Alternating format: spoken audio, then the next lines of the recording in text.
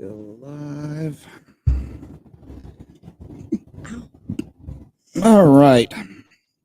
So, welcome to episode 7 of the HERPCast. Last week we had Debbie and Bill scheduled, but some things came up, and Bill decided to go on a walkabout somewhere and drive somewhere. So, we're going to reschedule with Debbie and Bill from Reptiles to You probably later day. I think it's June 14th. Yeah, I think it's June 14th. Yeah, right after Conroe.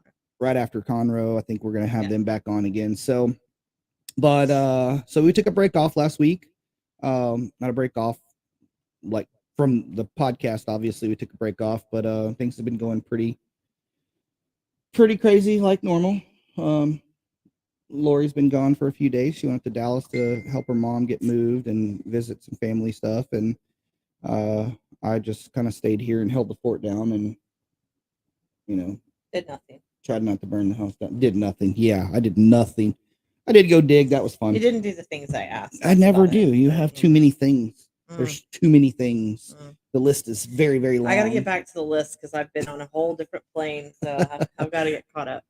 But I am behind on a lot of messages and a lot of things, and I'm sorry in advance. I'll figure them out by Sunday. Always. Sunday and Monday are my work days. I got to be at my shop. You work every day. Every day is work day. My back to work for Hertz. Oh, yeah. Yeah, I think I'm going to be hanging pictures and drapes and stuff around the house.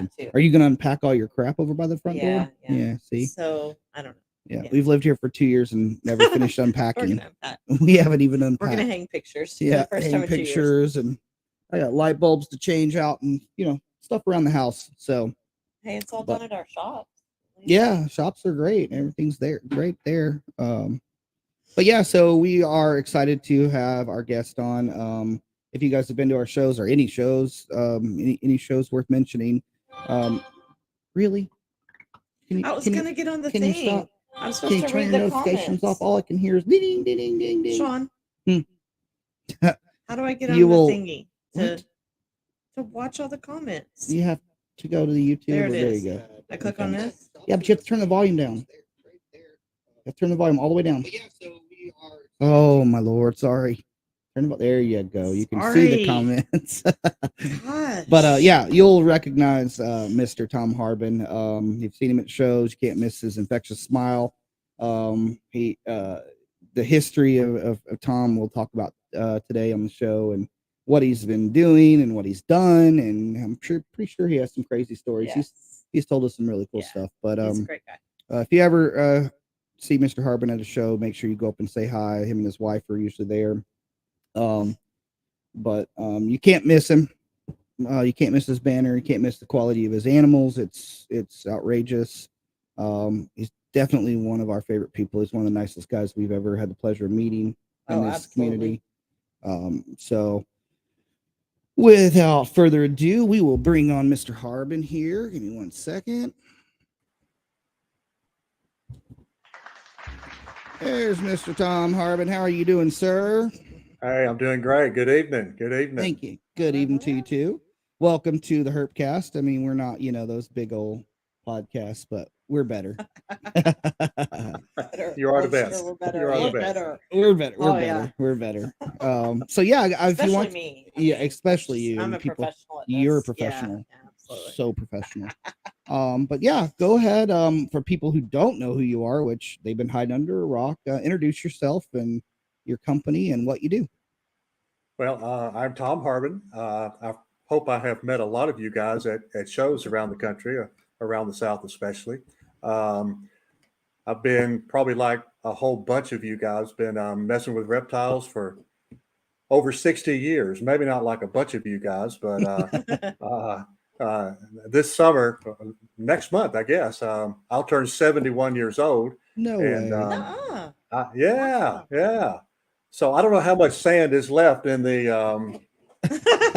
Quite a bit, I'm sure. Quite a bit. I hope so. Oh yes, we do too. A lot of life that I want to live. But anyway, I've been fairly serious raising and breeding snakes. I've dabbled in some tortoises and turtles, but it's been mostly snakes, non-venomous, for over 40 years in the commercial part of it, to raising and selling. And probably like a lot of other people, I started off with a $10 corn snake and bred those, and use that money to move up the ladder just a little bit. And I've just been very blessed and privileged to be able to work with the animals that I am able to work with now. And if you didn't know, I'm also a veterinarian. It's hard for me to believe I graduated from vet school 43 years ago. So I've been practicing for 44 years. Wow. And we sold our business in Tennessee in 2015. But ever since then, I've been working for other people. So I'm working 3 days a week now. So about 30 hours a week in the vet industry. And so, man, I get a 4-day weekend, and it doesn't get any better than that, So, and then you spend it at a herp show. Yeah, you spend it at one of the shows. That's right. Sarah and I live on 60 acres here out in the country south of Montgomery, Alabama, and we raise goats together. She is the main goat person, but we raise boar goats, and then we've got the reptiles, and we've got other kind of critters, hanging around the farm here. We're fairly active in our church. I'm one of the elders in our church, and so we don't have a lot of extra time, just like you guys. But we enjoy everything we do, and so I don't have any intent of giving up anything that we really poured our life into, and just stay after it. Yes, sir. So that's sort of the short story. Well, I was going to ask you. I didn't know if you are you from Tennessee? I thought you'd always lived in Alabama. No, we are both from Alabama. Okay. Just give you a little shout out here. We met in college at Auburn University, which is right up the road from us now. Oh, wow. Once I graduated vet school, an opportunity took us to Tennessee. Okay. We lived there for 37 years. Oh, wow. And moved back here a little over 6 years ago in South Alabama. Okay. I was raised in Mobile. She was raised here on a dairy farm south of Montgomery, Alabama. And once we sold our business and, all of our kids have moved away and there wasn't a whole lot holding us in Tennessee anymore. Gotcha. Some people that hear that, I'll hurt their feelings because we still have a lot of dear friends there. So, I'm sure you do. Sorry, guys. Still love you. But we thought it'd be nice to come and get closer to family. And we have enjoyed being here in South Alabama. Good. So whenever you said you started with a corn snake, a lot of us, started with stuff that was native to our areas. That's how I grew up, catching green anoles and box turtles and sliders, and you grew up box turtles with her. And that's kind of where it, fuels Lori's love for turtles and tortoises and things like that. But I had my hands in everything, anything I could catch, and I would study it. And I was fascinated by it, and so. And your mom got mad. And my mom got mad because we were farm. I was raised on a farm too, so we would have the chicken snakes would get in the hen house, and right. My mom would tell me go out there and dispatch them, and I would rescue them and keep them in my room, in the garage, in the barn, wherever I could find a old rabbit hutch around or build something real quick, make sure it was healthy, and then I'd let them go. Corn snakes were your first thing, right? Because you were working with colubrids. Yeah, I was really fortunate. When I was raised in Mobile, and we were out on the west end of town, really just on the edge of nothing.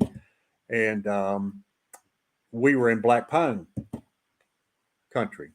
Gotcha. And so I was able to keep several of those as I was growing up, and sort of got me into colubrids. Before that, I was 6 years old. I brought my first snake home. I was so proud to show it to my mother. I had no idea what kind of snake it was. And that was back when most everybody called them poisonous snakes instead of venomous snakes. And so my mother wanted to know, is it poisonous? And I didn't know whether that was a trick question or how I needed to navigate through that. But of course, I told her no, even though I didn't know what it was. Yeah. And, but I've had snakes ever since I was 6 years old. So that's been cool. The biggest part of my life. So I decided along the way that both four-legged, reptiles and tortoises, turtles, I found out that they took a lot more work and a lot more daily care than snakes. And then when the whole genetic thing, started, it just that just drove me crazy. And it really dovetailed, right into my education as a veterinarian, because genetics has a lot to do with disease. And other facets of healthcare. And so that's still my driving passion is to stay very connected with the genetic aspect of our industry. Yeah, and that's actually what got me when Sean was like, I want to have some animals. I'm like, okay, I don't care. They don't bother me. But then when we started to get leopard geckos, and then I started to study the genetics behind them, it was so cool. And I'd want to, pair them up, and we'd wait on those eggs, and I just couldn't wait to see what would come from it, and learned all of that, and never thought I would be so fascinated by it. But it was just one of the coolest things. And I do miss that part of it a lot. We don't really breed a whole lot anymore. He has a few projects going on at the pet store, but I loved the leopard gecko genetics. Yeah, studying the genetics for us was one of the biggest things. It's just amazing how much more has been found out since we did. We're still, I honestly, in some species, I still think we're in the infancy of truly understanding how the genetics work in those. I mean, we're finding out now that fat tails don't work like leopard geckos; they work like ball pythons, which makes sense because they're from Africa. Yeah. They're from the same continent, so evolutionary, it makes sense, But yeah, similar story. I was keeping and catching things and trying to pair stuff up and breed stuff like that. But genetics really fueled our fire into this industry and this community. Had a few things here and there, and she was terrified of snakes and still isn't a big fan, but she's, I appreciate them. No, my mom really my mom cool. and my grandmother would run screaming out of the house. I just don't care to hold them. Yeah, you don't have to. There you go. You appreciate their beauty. But I'm not scared of them anymore. No. I will hold them now. Yeah. But before I was like, oh God, no. Well, I still don't like to hold tarantulas. So well, I'll never hold a tarantula. So whenever you were in vet school, okay? Yeah. How was it with the exotics in that aspect? Because if you're in the farm, if you're in ag area, it's hoof stock. That's in vet care. I know a lot of vets, and I grew up on the farm. Like I said, a lot of the veterinary focus is on hoof stock. But was some of that exotic stuff part of your curriculum? Well, almost zero.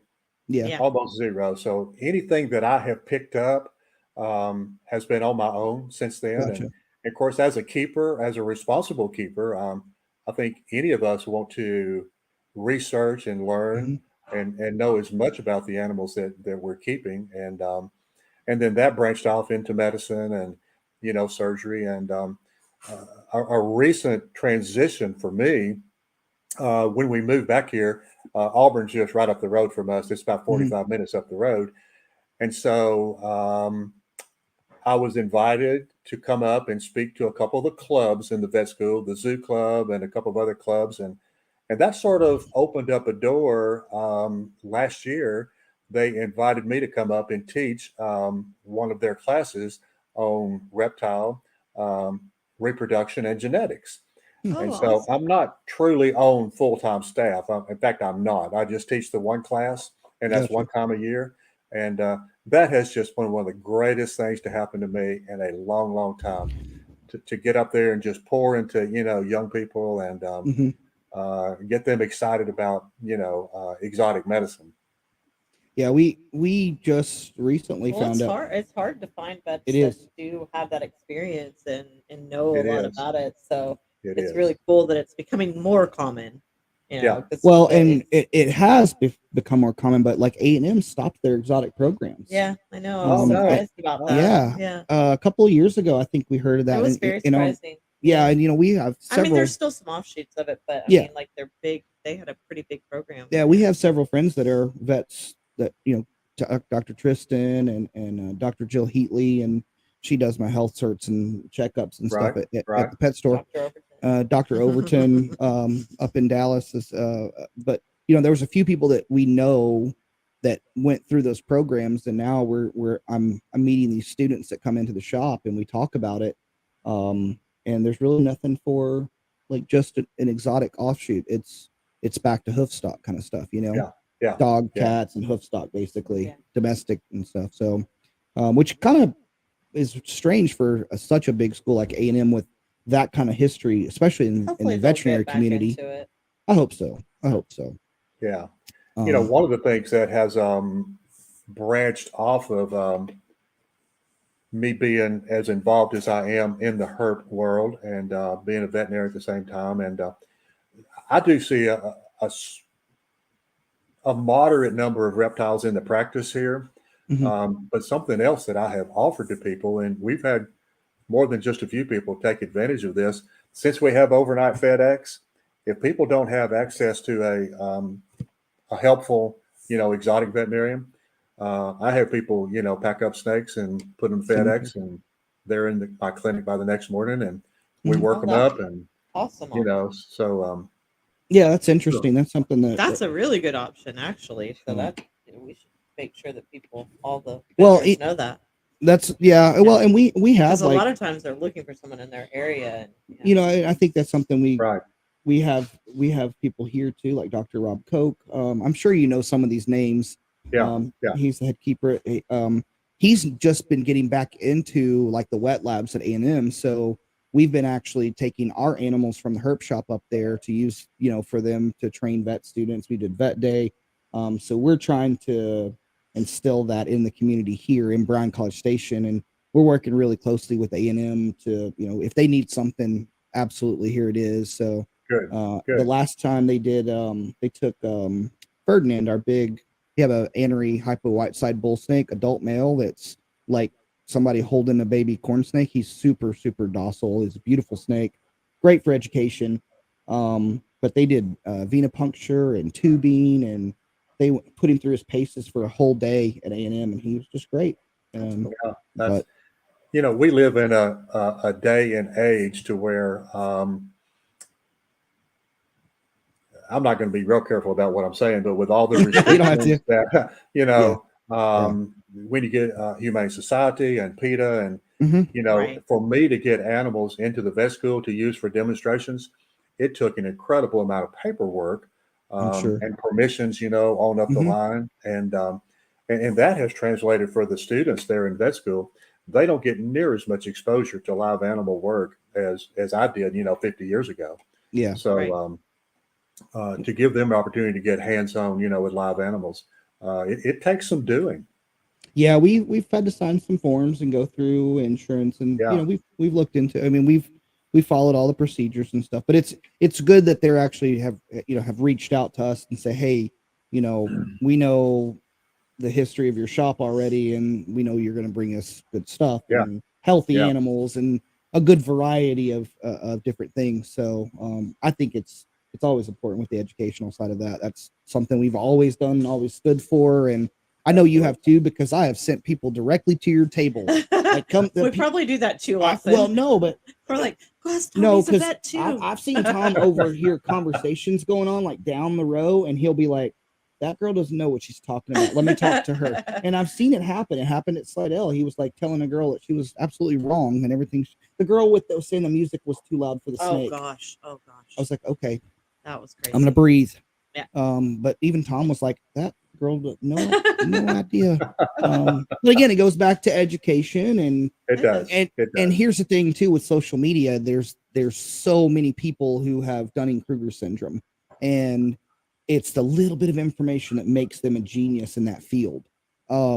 So going to people who have the experience and the history in our community is an important thing that I've always told people to do. And it's something that I've never stopped learning new things. You'll never stop learning. And I'm sure you still learn some new things every day. It's just absolutely. how you grow in this community. So absolutely.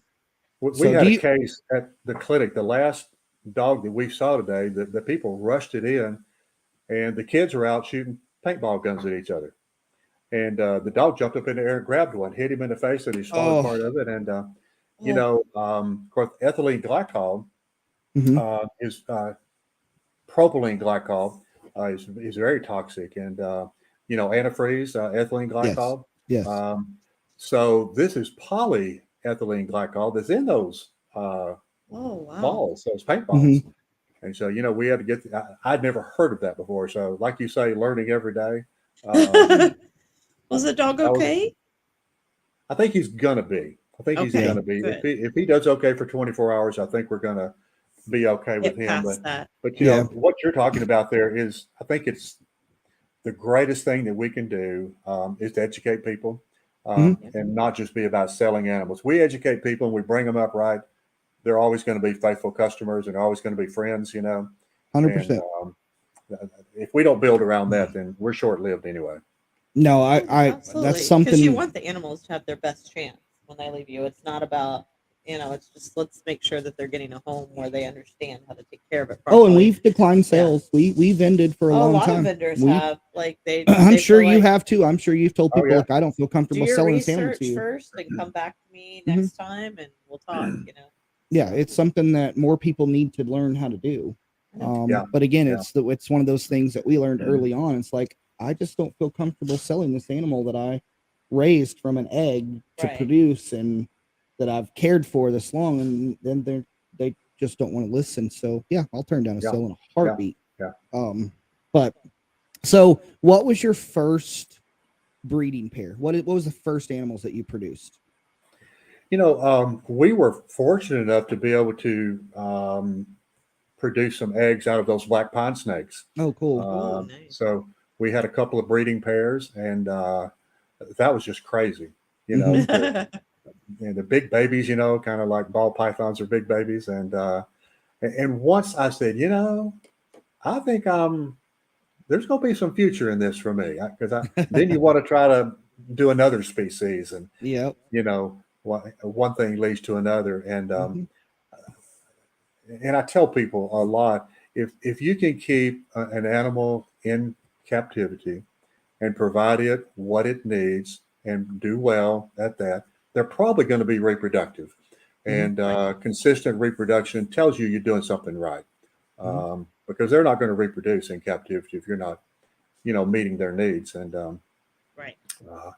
but that was the first one that I ever, actually, and we'd go out and catch snakes sometimes that we knew were grabbing. We'd bring them home, and the craziest thing we did, even back then as a teenager, I knew that there was an industry of anti-venom, and so I was thinking, wow, even then it was expensive, to treat a dog or treat a person. Or I said, I can probably make some money on this if I just collect some venom, and save it. So if my mother ever knew about it, she never said anything. So in the back of in the back of her refrigerator, back behind the milk, I had a tiny little glass jar, and we'd go out and catch these water moccasins and copperheads and rattlesnakes and milk them and turn them loose again. We'd go catch them again and milk them again.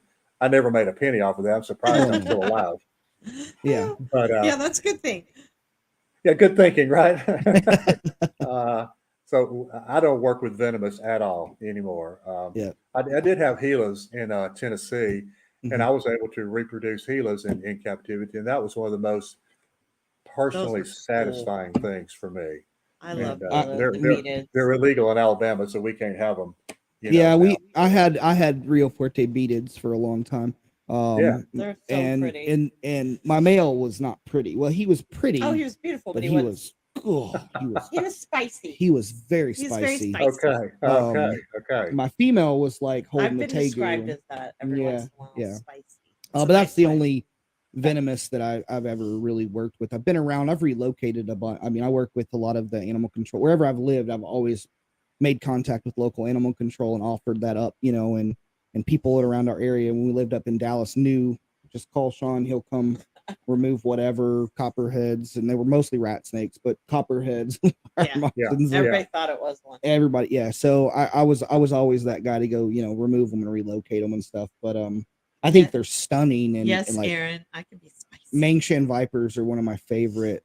Oh boy, they're so stunning. And Wayne Howell has a couple. I think Wayne and Caleb have a pair, maybe.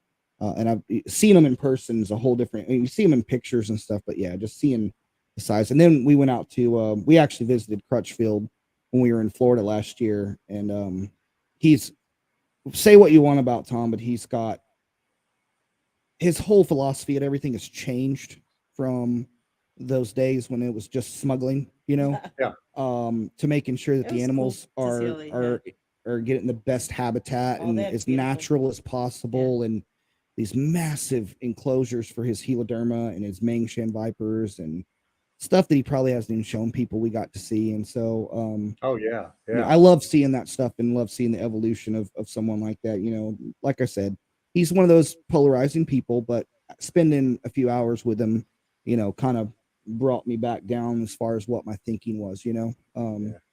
But I had a yeah. great experience with Tom back at this. I don't know how long ago this has been, but I bought a pair of Indian pythons from him, Mm-hmm.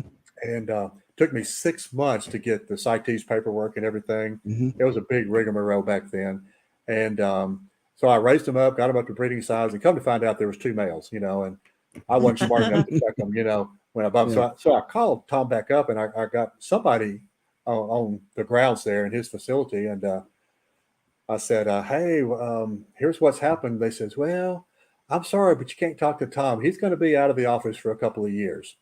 And so, anyway, that was. But Tom's a good guy. He's done a Yeah, whole lot for the herp industry. he really Oh, has, absolutely. and like just going out there, like I said, and I It got was to neat I got to go in experience. with that gigantic Nile monitor and spend some time in there, and you know he's got his rock iguanas cruising around and his pet tokay up by his porch and stuff. So we got to see some really cool stuff. But I mean, Yeah, whenever you get into that level, you know, I mean that's probably going to be me in, you know, 20, 30 No, years. it's not. Probably, yeah. No, Just it's not. like emus and stuff running around the yard and Well, then you won't be married to me. wallabies. I'm sorry, wallabies. wallabies. Emus and We're making ostriches are wallababies. awful. We're making They're awful. wallabies next year, They're baby. so scary. Wallabies. All right. As long as we're not making babies, that's fine. Yeah. I'm old. You know, one of the other adventures that I had when my boys were 10 and 12 years old. They're 41 and 2 and 3 right now. So we had an opportunity to go out west and go snow skiing. So we flew into Salt Lake City, and we were going to go up in the mountains and ski, which we eventually did. But I said, you know what? I said, right down the road in Sandy, Utah, is where Lou Porras is. Do you remember Lou? I've He heard was the a big name. he was a big importer back in the day, and this has been probably I know it's 30 years ago, knowing the age of my boys now. And so I said, boys, we're going to take one day and we're going to drive down to Sandy, and we're going to go visit Lou Porras. And it was like visiting Tom. He had more stuff in there, you know, and I was blown away. Yep. And so I said, I got to take some of this stuff home.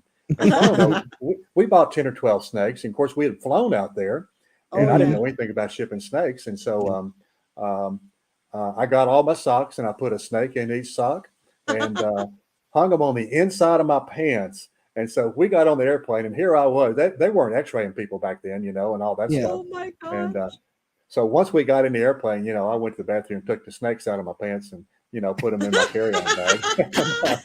So I don't know if that's considered smuggling or not, but You know, I don't No, know. it sounds like you got them legally. You Yeah. just had to get them home. They just That's had to it. make sure they Yeah. were transported Gotta get 'em properly home, back so home. that's fine. That's it greatness. was creative shipping, you know. There you Yeah, go. that's Yeah, fair. you're creative So, shipping. Creative Yeah. shipping. There you go. So you worked with the black pines, which are now they're endangered, correct? Yes. Or they're Yes. protected in most states. We have a friend who learned that the hard way, or no, was not supposed to. But you can't cross state lines with those. Found that out. Yes. From Louisiana, especially like Louisiana pines and black pines. We get that. But so you were working with that stuff when you were younger, and then when did you get into the commercial side of everything? You know, it was in the early '80s. Is when a few people had some milk Mhm. snakes, and you know, the cow kings, and Mhm. and that just opened my eyes to a whole new world, because up until then it was pretty much wild caught stuff, you know. Yeah. And but once I saw that, and I said, you know, I think I can do this. In fact, I knew I could, but I just never had really tried. And so, you know, back then, you know, everybody was mailing out, you know, price lists, and Yep. there wasn't king snake or anything like that. No. Right. Weren't any snake shows, you know, that I knew of, and so that's when all that started. And you know, we early days when, you know, the Daytona show, when it was in Orlando. You know, I've done the Daytona show or Orlando show almost since the very beginning, and it was something that was rewarding, not really financially, but just the glory. I mean, like, I went out and checked, you know, my incubators before I sat down here tonight and set up, you know, 16 new baby hognose. I just can't not go look. I said, who's pipping today? Who's pipping today? So, but I've that's been the checking fun. tortoise eggs. Yeah, it is the fun, and we would get so excited. We had incubators Every full time of I come home eggs. from work, I'd be like, "Okay, Sean, you ready?" Yeah, and go through we them would all sit and, like, down and rotate all the egg cups, because every Yeah. cup, each 2 eggs from leopard gecko had its own cup with its own label, its own date, and its own space in the incubator. And we'd go in and wipe the lids off and make sure the condensation wasn't too high, there was no mold, and we would rotate them all through. And then when they started hatching, it was just like one after the other. It was like Christmas every day, and I'm still doing it today. I go to the pet shop and I have sulcata eggs. I've seen thousands and thousands of baby sulcatas, but seeing those little heads pop out of the eggs is just exciting. There are baby sulcatas, but it's still something. There's nothing like it in the world. Yeah. And then I've got, I'm really into like monitors and stuff now. And I love my blue tongue. So even the live bears, I'm waiting for the little bobbleheads. We have a couple of blue tongue projects right now that they're due any day. Like they are about to pop. And some really cool lines and stuff, and I'm just excited about that. I want to be there because they come out with like open mouth, bobblehead, little big old gigantic heads, tiny little bodies. It's just the cutest thing in the world. I still love it. Still love it. Yeah, good for you. That's exciting. Well, and then with breeding, it's changed. And like you were talking about, everybody's on the mailing list. I mean, that's kind of what got me into it. Is my local mom and pop pet shop in my hometown. I'd go sit with that guy and go through his breeder books and his mailing list. And it was probably the late 80s, early 90s, whenever I was like I was trying to catch everything in the world. But I saw one color picture of a rainbow boa. Just a wild cut. It was that we could send you they were a lot of 10 for $1,500 a piece. That was the only color picture in this little book, this little flip book that this guy had. And I was like, I'm gonna breed those. I'm gonna get all the rainbow boas. I'm gonna make millions of dollars and breed rainbow boas. And I don't want to own a single rainbow boa right now. They're fun, but I could not do it. I was like, they're amazing. And that just kind of opened my eyes to what really was out there, and scratching the surface of it. And it's still so much fun to me. It's just, that's why she says I have projects, because I'm going to start breeding blackhead pythons next year. And good for you. I'm already on Jim's list. I'm getting an exanthic female next year. I'm getting a Swiss line exanthic female next year, and it's going with Ozzy. And I'm breeding wallabies. We're going to have wallababies. I got blue tongues, monitors, I think Ackies. it's my time to exit. So No, I don't kill my husband. we have chinchillas breeding, and you're fine with that. Because they're chinchillas and they're mine. Because they're blackhead pythons and they're mine. And we're out of chinchillas, and you said we couldn't get any more. We probably have more babies today. They're baby chinchillas. Whatever. So, anybody have any questions? Yeah. So, and then, and so what got you into the ballpark? Okay. What did you do first? Because a lot of people know you as the hognose guy. Like the hognose lines that you're producing are absolutely spectacular, insane, but you have some amazing ball pythons too. So where was that transition? Well, and I still have a significant ball python collection. I probably have equal numbers of both species. Okay. And I still have one pair of corn snakes. And gotcha. But I'll tell you what got my interest in the hognose snakes was when the first leucistics were caught and being bred. Yep. And of course, we had leucistics, of different varieties in the ball pythons. But when that came out, it began my study and my research. And we don't have near the genetics in the Western hognose, but you talk about pretty snakes. Oh, they're beautiful. Stunning head turners. I actually really do like. Hognose, I like them. Yeah. Everybody loves the hognose because of their attitude. They got that cute little turned up nose, and I know. Well, growing up in Texas, we have native temperament. We have native. Well, that's the thing is we have native hognose, and growing up, they were called puff adders. Everyone called them puff adders, and they were going to kill you, and they're venomous. Everybody was scared. And we've heard all that stuff, and I was out just catching them. They're pretty cool. They're pretty docile. I like them. Yeah, I love hoggies. Everyone loves hoggies. It's also they don't get massive. Right. They come the color since the genetics have been coming out, but even they're just normal. They're just a beautiful snake. They really are pretty. The little upturned nose, people think it's cute. It is cute. It's approachable. It's so cute. They eat. Hognose just eat. Yeah. Easterns are a little more. We Yeah. we had the whole toad thing going on. That was hard. Sure. But yeah, I mean they're a popular pet in the industry, but the genetics have been just Yeah. blown It's wide open exploding. over the past few. Yeah, and it's exciting to see. Hey, Um, Amanda. but what do you think the future of the hognose market is right now? What do you see changing? I don't see any end in sight. Gotcha. I mean, I've already got, waiting list. I'm sure. I could sell everything I've got tomorrow as soon as they come out of the egg. I've got a pretty good Japanese market, Gotcha. but I could sell them all over here too. But it's good to move some stuff out of the country so that it doesn't get overpopulated here. 100% Sure. agree. So that's kind of a business move. But uh, I've been real fortunate. I was not the first one to make the sunburst, which is the double recessive, Hmm. albino sable, but I was the first one to make the conda version of that. So I named it Solar Flare. And then last year, I was the first one to make the super conda version of that, and named it Solar Storm. And so that has gotten some attention toward my direction. Oh, And, pretty. Hmm. They're beautiful too. oh man, they, I, I, I went in the room to check on, the babies, and before I left the room, I pulled the drawer out and looked at my Solar Storm. You're like, it's Make sure it's all good. Yeah. yeah. Are you okay today? Yeah. The other thing interesting about hognose snakes is 3-to-1. My sales of hognose snakes go to women, 3-to-1 over men. Because that. they're cute. That's They're how cute. they look. They're cute. cute. They They're really cute are cute. snakes. Yeah, And yeah. I like them actually, and I'm not a big snake person. We did the same thing with leopard geckos. They had the permagrin.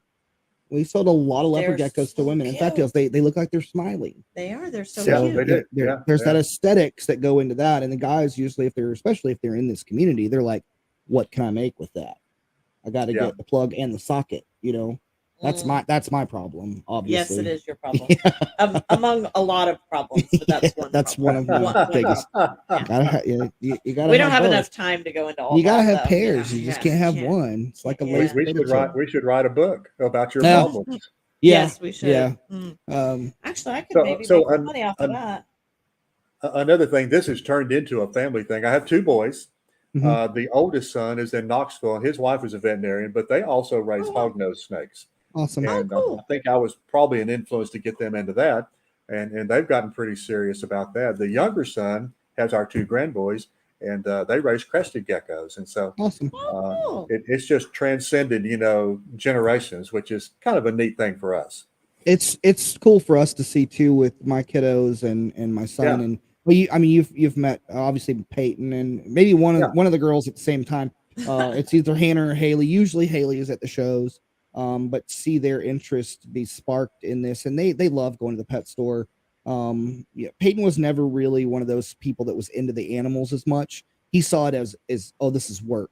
When he was younger and we had thousands of leopard We'd be geckos, like, help me clean tubs, and they'd be like, and we had full-time jobs. "Ugh." Yeah, we had to have that help, and so, but now he actually is he's got some favorites at the pet store again. But the girls have always been in the animals and loved it, and Hannah wanted to be an ornithologist at one time. She loves birds, and so she's been really into that stuff. But I'm like, I'm not getting her a bird. She can get a bird. I'm gonna get a kookaburra just for the shop. No, you're not. No, just for the pet store, just to irritate my staff, just to mess with my employees. And your wife.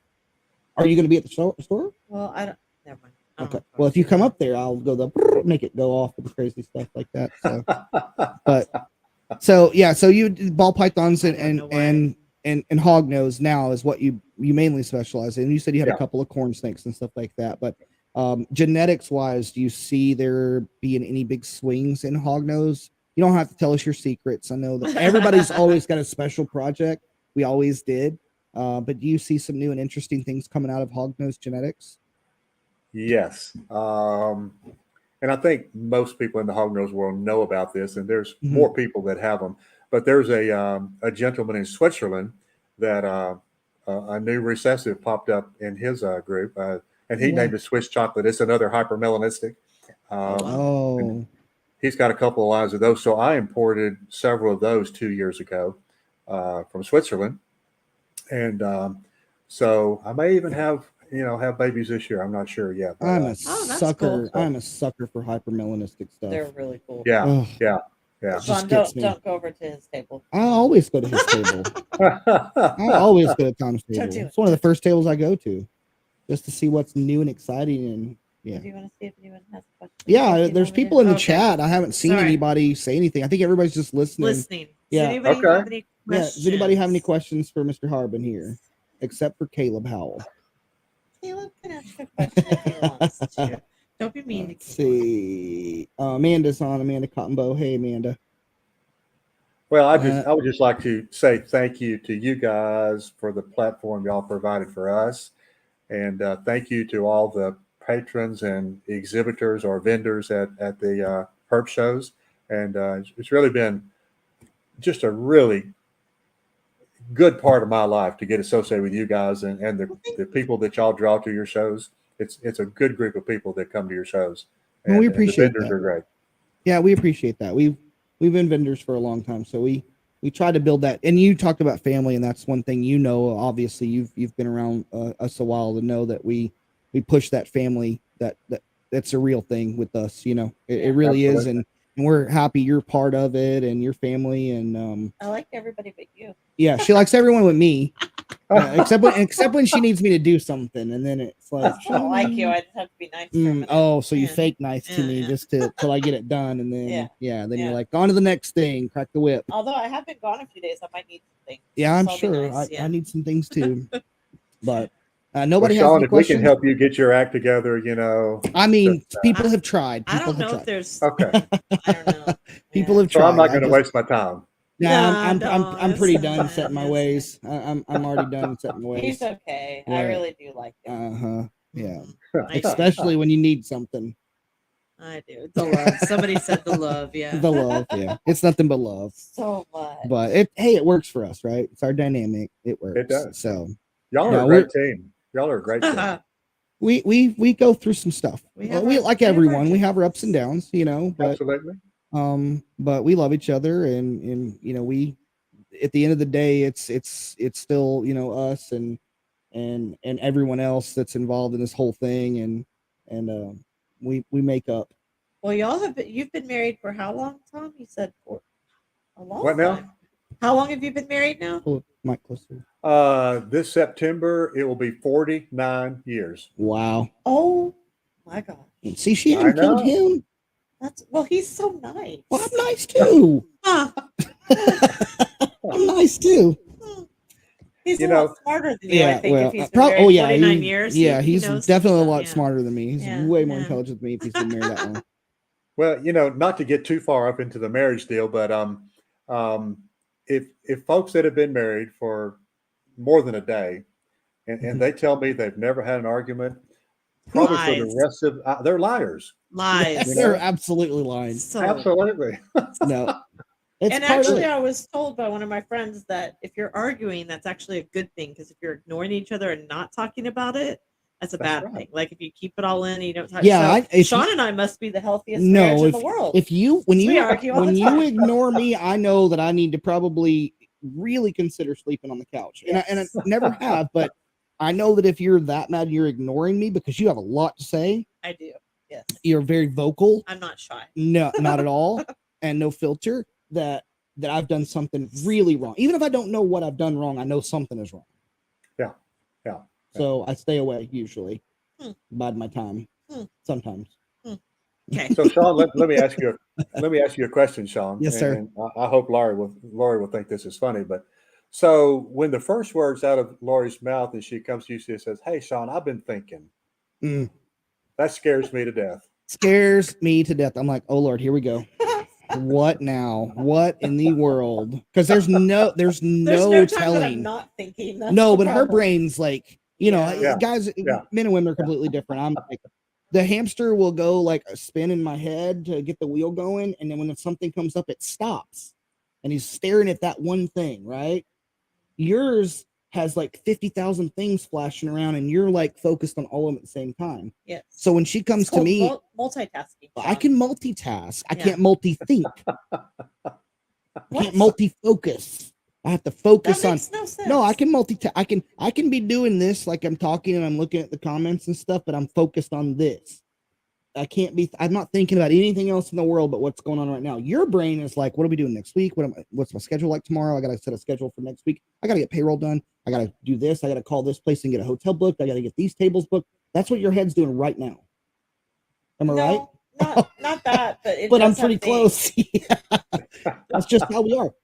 Yeah. So when you say I was thinking, I'm like, he's like, oh God. It could be, just anything. Now, if Sean says that, then I'm like, wow, babe, are you okay? What came on? You were thinking about something? Oh gosh, what? Something were actually you thinking clicked. about something for me? Like something you were actually like, no. He'd never. It's kind of amazing, isn't it? Yeah, it's funny how that works. It'd be crazy. Yeah. No, we're excited to have you as a vendor and a sponsor. And we appreciate that. And people love, like I said, people love coming to your table and talking to you, and you always approach every single person like they're a brand new customer. And I wish more vendors would follow that path. You never see Tom sitting down or not focusing or not giving full attention.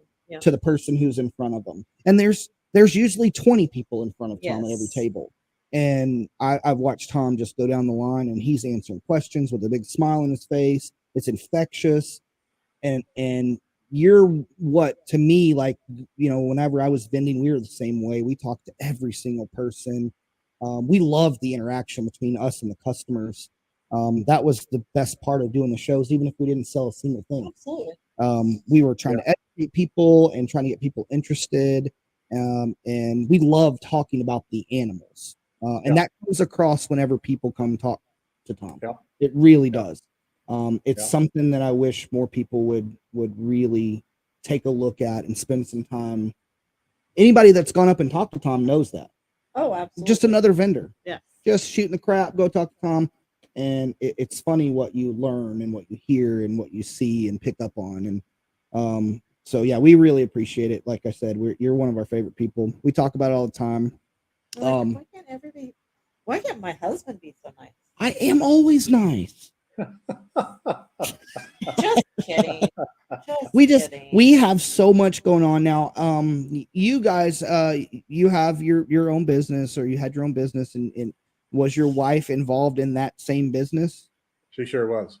So you know exactly what's going on then. Like, we run 3 businesses together. It's a lot. Yeah. But there'd be nobody else in the world that I'd want to do it with. That's very nice of you. Yeah, until we get off, and then I did think of something that you did to do. Yeah. But I mean, so a lot of people don't understand that. But that's hard. I mean, it's hard running a business with your spouse and being with them all the time. But we're lucky that we actually have other family members, like our kiddos and some of our other family members and some of our vendors that are family to get in between and help us with things that because we there's no way we could manage everything. Oh, not at all. I mean, we would try. We would try because we're just like, I mean, because I do like 90%, you do 10%, so I need a little help. Yeah, I thought you were gonna give me 5%, and then everybody else did 5%. Sorry, 80-20. I'll be nicer. Okay, yeah. So, but I'm surprised nobody has a question for Tom. That's okay. We'll catch up at the next show. Yeah, no, I know. It's just funny. I was like, everybody's just literally everybody's listening. This is like the least amount of chat. I think everybody's just fascinated by what Tom's been saying. So yeah, you're gonna be doing this for quite a while. You're gonna be still vending and breeding, and it sounds like you scaled back on the ball python breeding a little bit and focused more on the hognose. He said he had as much, but it was a bigger collection at one time. So consistently, I shoot for 30 clutches a year on ball pythons. Okay. If I get bigger, I get overwhelmed, and I know that I'm overwhelmed. Yep. And I'll probably have 30 this year. So I really haven't scaled back, but I have focused on the things that I want to do. Gotcha. Instead of just trying to have everything, Another very important thing in this hobby is focus on what you love to do, what you enjoy, what makes you happy. A lot of people spend too much time chasing every single morph. And every single idea that someone else has already worked on, and if you don't have a true passion for it, it will never really show through. Like it won't. It won't show through in your sales, your animals, Yeah. anything. So what is anything exciting for Conroe that you're going to have that you can think of? You want to talk about? It's going to be a little bit early for me. I Gotcha. probably, I just hatched out my third clutch of hognose for the Nice. year. I don't know if they'll be eating well by then or not. We'll Yeah. see. And I've got 2 clutches of ball pythons in the incubator. No new babies yet, but by this fall, I'm going to be covered fine. up. Gotcha. So maybe by the September Conroe, there'll be. Yes. Now, is there anything else that you're planning to go into besides those for the future? Or are you kind of sticking with what you're at, or? I'm going to stay right where we're at. Yeah. I'm just, trying to build up my focus areas, and without getting out there and trying something new. Like I say, I don't know how much sand is left in my timer. So There's a I'm lot. probably not going to create any new triple hets. I've Yeah, got I don't blame you. a lot of that You never going. know. So anyway, I Well, still. then you got the kiddos that are working on crested geckos and Other that's- hog Yeah. nose? So That's you, cool. you mentioned turtles and tortoises. Did you ever breed turtles and tortoises or try your hand at that? No, I never did. The closest I came, I had a pretty good little group of spotted turtles and Mhm. really enjoyed Love them. spotted. I And love Oh, they're so spotted. cute. yeah, I love two turtles. years ago, I did buy a pair of, well, 2. I don't know if they were a pair or not, of the galops, and Mhm. Oh, they were only about 4 years old, and you know, when reality hit me, I'll be 90 years old when those guys become reproductive. You know, Yeah, we've talked about galops before. I mean, I'm lucky enough to have a big adult. She's not an adult yet. She's only 20 years old. Aldabra. yeah. My Aldabra, little yeah. ones are small, so Yeah, the other Aldabras are small, the but kids better breed them. well, Yeah. Pete Yeah. has a male. Pete Mimikos has a male. He said he could loan me Okay. for Oh, Kona. But yeah, we had talked about galops years ago because there's a breeder in Texas and we can get them in Texas. But you're talking 50, 60 years before Oh they're yeah. that Yeah. they're ready Yeah. to go like that. Yeah. So even with the Aldabras, I mean, like I said, my girl's 20, 20 now or yeah, something? and over 300 pounds. She's a huge. big female. That's a lot. But That's a lot. yeah, but it's like a dinosaur, and I love it. I love going out there, and she's so personable. And we have a couple of smaller, like 3-year-old Aldabras who they're like the size of adult redfoots already. At the pet store that we use for interaction for Okay. people, Yeah. for education and stuff like that. But we've always been into the turtles and I'm tortoises. hoping it's a girl and a boy though, because I don't know if they're siblings though, are they? They're not siblings. No. Because one is so much bigger than the other one. One's 2.5 and one's 3. We call them Curly and Mo. I thought it was a girl. Yeah, we don't know. They're too young. We aren't going to scope them or anything yet. Right. Yeah. I'll send some pictures to Tim Bailey. Well, you've got a lot of friends in the community that are that people know by name, and you've been in the community for such a long time. And what do you see as far as with what's going on with USARC and regulations and things like that? Because you live in a state that's pretty strict on regulations. Yeah. Do you see any of that evolving and changing anytime soon? I don't think it's going to get any better. I don't think Yeah. there's any hope of it getting any better. I'm just being pragmatic about that. No, I understand. Do you think that's because of the divisiveness, or it so we deal with animal rights activists constantly. They attack our pages and our events and things like that. But their numbers are in the millions, and they're united with one front.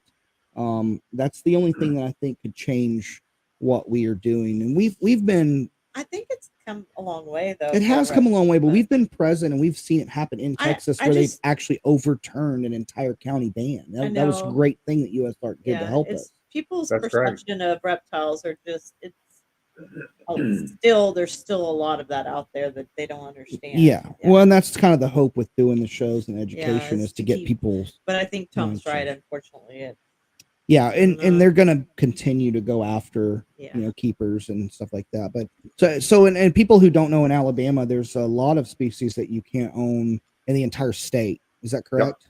Yep. Lamprey peltis. They just passed a new reg on Lamprey peltis in the last 4 months. And we Really? fought it, and we did not get a sympathetic ear, and they passed it anyway. That's the And one that Terry was working on too with you yeah, guys, right? yeah, Yeah. yeah. You know, part of this, we're creating a lot of this problem ourselves because people Mhm. will get on Facebook or Instagram and just post this crazy stuff Yep. without thinking. And it gets us so much bad press.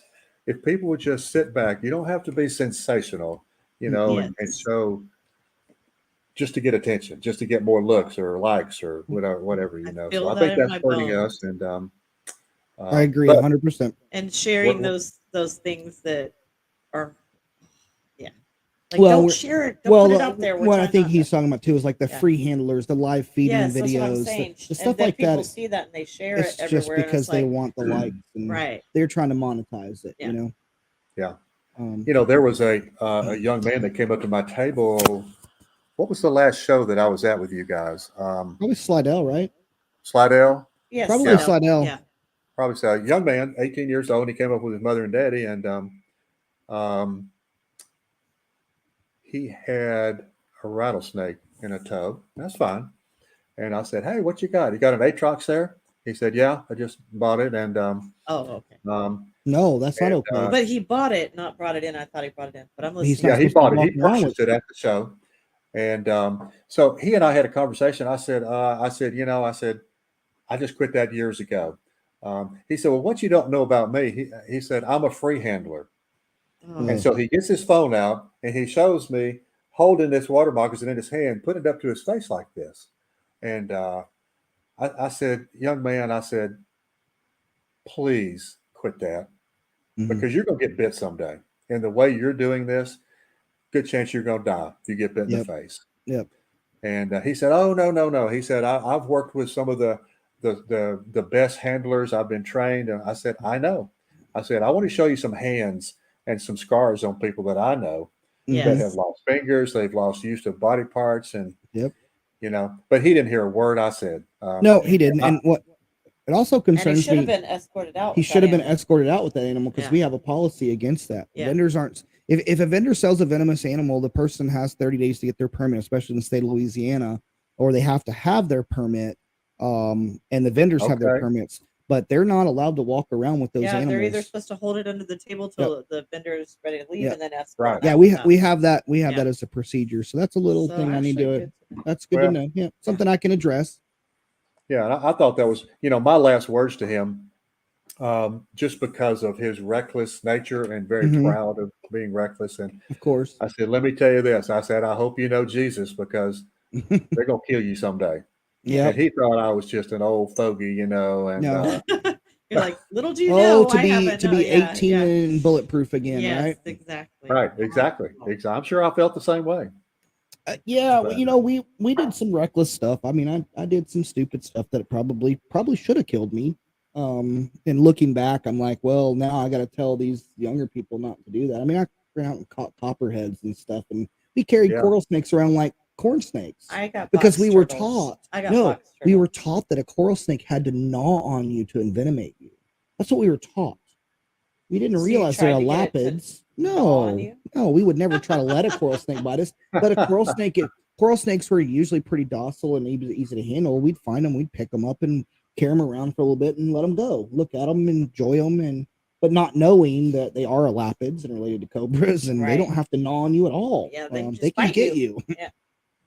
yeah, But yeah, that's stuff that we learned. But like what this generation of people who think, oh well, this guy has 1 million viewers on Facebook or followers on Instagram or TikTok or whatever.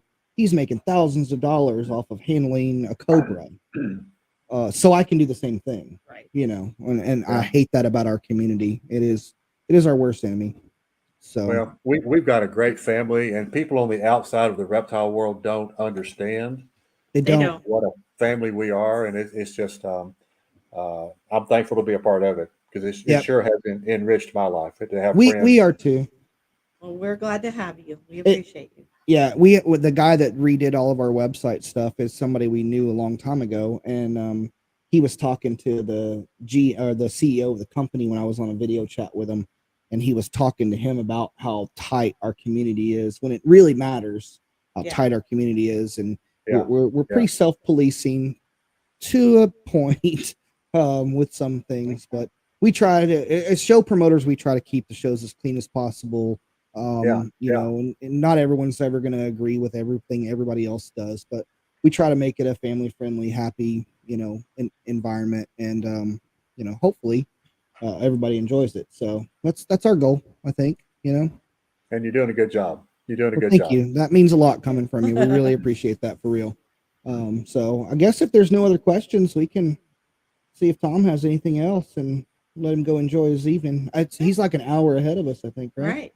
No, we're on Central. We're on Central. Oh, you are Okay. Central? Okay. So we didn't take too much. Yeah, we didn't take too long. Anybody else? Nobody's got a question? Somebody said, see you this weekend, Tom. Whitney Epps. Oh, are you vending this weekend? I'll be in Gadsden, which is just right up the road. Oh, yeah. I know where Gadsden's at. Actually, we looked at, is that the same venue? That's where we were going to do a show. We were going to do a They're show there just at that. Yeah, we were going to do a After show we there did, a long time ago, a while back. But yeah, I mean, hopefully Terry, I'm sure Terry will be there. Tell Terry we said hi. I will. Terry here. Yes, I will. Love those guys. So nobody else has Whoever that was, I'll see you this weekend. That was Whitney Epps. Yeah, Oh, from the okay. vendor. Yeah. Okay. So, all right. Well, anything else from you, sir, before we let you go? Hey, I'm good. We could talk all night, and that'd make me I know. happy, but, I know. You know. No, we really appreciate you coming on. It means a lot to us, and your support and your kind words. And like I said, we love talking to you. If you guys have ever, You can give Sean some pointers one of these Yeah. days and try to get him on Okay. track. All right. All right. if you've never ever been to Beauty and the Balls, Whitney wasn't at Slidell. Her husband came. She had to stay back. That was the first show they did with us, the Slidell. So they're really cool people. But yeah, we're excited about what's the future holds for our shows. We've got a lot of stuff coming up. We're gonna be in Lake Charles. Not this weekend, but next weekend. Back to Lake Charles. Been a few years. So we're excited about that. And then when are we back in Slidell? July 22nd and 23rd. Yep, I figured Because you I remember was that. just working on that earlier. Yep. Yeah. So Be sending Tom to Love pick that his show. tables here in a bit. Yeah, Probably by like Sunday. yeah, she'll have the table layout to you. B1 and 2 again? And Yeah, he'll she'll say have the yes. table layout to you by this He'll weekend. say, I'm yep, sure. I want the All right. same spot. B1 and 2. Slidell has been an interesting show, I think. So it was kind of one of those that we I were love that hesitant show. about doing, and then location wise, you're like, well, it's kind I of in was the middle never of hesitant. nowhere. Well, you're never hesitant about it. You're like, I'm done. But that's been one of our most fun shows. We love the venue. The staff there is fantastic. Yeah. It's My always favorite busy. venue as far as all they do. It's great. Yeah, they're great to deal with. The crowd is always there, energetic, fun, no drama, just a fun, really good show. So Yeah. But first, we'll see you in Conroe. in a few yeah, we'll see you in Conroe in a couple Yeah. weeks. Sounds Weeks. good. Yep. Another Sounds one of our people. So thank you for coming on, sir. We really appreciate, like I said. I got your Facebook page going across here. You also have a Morph I see Market. that. Yeah. Thank you. Thank you. So go to TH Reptiles, Facebook.com/TH Reptiles. Look up Tom Harbin Reptiles on Facebook. Follow him. Check out his Morph Market page. Definitely go check that out. And if you have any questions, make sure you go talk to Tom at a show. We'll change your life. I promise you. So, I look forward to it. Thank you guys so thanks, much. sir. Great night. Appreciate it. Thanks, All right. Tom. All right. All right. Good night. Night. I love Tom. He's such a good guy. He's awesome. Let's see. Just for Tom. Good show. But yeah, seriously, guys, thank y'all for tuning in. We didn't get much questions though. Brandon with Southern Reptile Supplies. Oh yeah, there's Brandon. Yeah, Lake Charles is gonna be a good show, man. It's gonna be an awesome show. But yeah, it's always really, really nice to talk to Tom. He's such a good guy. He's got so much knowledge in this industry and community. His outlook is so positive about everything, but he's honest too, you know. Hold on, Lori's texting someone. What? It's Debbie Price. I'm talking to you. I'm asking you. What? Tell Debbie why isn't she talking to Tom? Like I was asking. I don't know. I said just how nice and but he's honest. He's just honest he's about just everything. Such a great guy. God, his animals are killer. It's so his hognose are just amazing.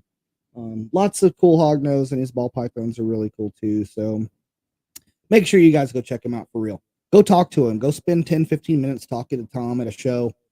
Pick his brain, man. He's got some stories. We didn't scratch the surface. So I think we got like one or two, but he has got some stories that will blow your mind, and his outlook on everything is a great motivational tool for this community. I wish more people were like him, honestly. Yep. Something to strive towards, definitely. For sure.